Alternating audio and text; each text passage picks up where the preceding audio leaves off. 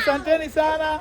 Naomba tuache kwa muda kwa sababu kuna mambo mengine yanaendelea kwa wastani. Hili ni onyesho letu fupi ambalo tunategemea kwenda kulionyesha katika mji wa Songea, lakini pia tutapata nafasi ya kulionyesha katika wilaya ya Namtumbo na wilaya ya Peramiho. Katika wilaya hizo tutapeleka ile onyesho. Kilichofanyika hapa ndicho ambacho tutaenda kufanyika huko.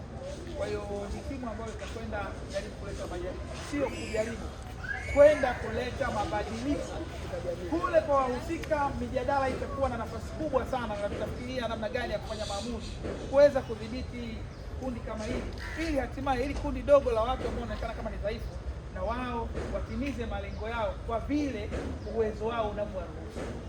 Sawa? Kila mtu afanye vile nafasi yake inavyoruhusu. Kama nina uwezo wa kufanya 11 basi nifanye 11. Yule mwenye uwezo wa kufanya 100 basi usimpunguze, naye afanye 100. Hilo ndio kazi ambayo tunaenda kufanya.